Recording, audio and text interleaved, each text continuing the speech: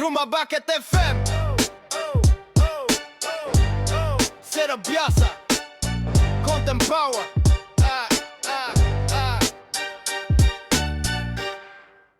Hai, Assalamualaikum dan salam sejahtera. Anda bersama saya DJ Akil di Rumah Bakat FM. Setup biasa, Content Power. Hari ini macam biasa, kita borak sejarah sama. Hai semua, aku DJ Aisyah. Akan setia dengan anda. Janji korang setialah juga dengan aku tau. Kita bawakan seorang pakar arkeologi dari SMK Merapu untuk kongsi sedikit maklumat tentang konten sejarah. Aisyah, kat tangan aku ni apa? Apa punya soalan lah? Senang je tu. Diari, sumber primer. Okey, baik Akil. Hari ini di konti kita bawakan seorang pakar arkeologi yang sporting gila. Welcome Dr. Nadira. Terima kasih Rumah Bakat FM. InsyaAllah dalam kita borak santai ni, kita belajar sesuatu hari ini. Doktor, soalan pertama. Apa benda sebenarnya sumber sejarah bukan artifak ni? Okey, begini. Bukan artifak ni merupakan data arkeologi berkaitan dengan budaya manusia yang terdapat di bawah tanah di atas permukaan tanah. Seperti dinding gua, dinding kota dan struktur binaan. Contoh klasik lah kan, Candi Lembah Bujang. Ia boleh dijadikan sumber kajian bagi menunjukkan adanya pengaruh Hindu dan Buddha serta hubungan perdagangan antara India dengan Kedah. Doktor,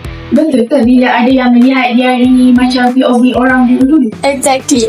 Dari diari, kita tahu kehidupan harian, masalah, malah pemikiran masyarakat masa tu. Catatan di dalam tu kan ada rakaman peristiwa-peristiwa penting.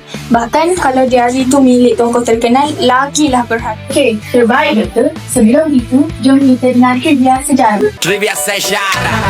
Rumah Bakat FM. Ada banyak kisah diari terkenal yang merakamkan pengalaman peribadi, peristiwa penting, pandangan dan emosi tokoh terkenal dunia. Antaranya ialah The Diary of a Young Girl 1942 hingga 1944 tulisan Anne Frank. Diari seorang gadis Yahudi yang bersembunyi daripada Nazi dan di Amsterdam menjadi saksi kekejaman para perang dunia kedua. Catatan harian si orang gila 1918 diary fiction yang merupakan karya moden pertama dalam bahasa Cina vernacular. Menggerendi budaya tradisional. Jangan buang diary lama. Ada lama jadi senang. Trivia sejarah. Rumah Bakat FM. Right, kita kembali. Dan sekali, Dr. Nadira, satu ayat je. Sejarah bukan sekadar tarikh, tapi kisah hidup manusia.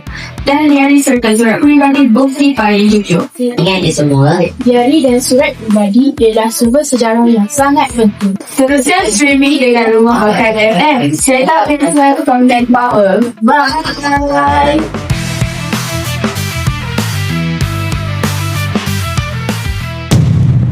Rumah Bucket FM.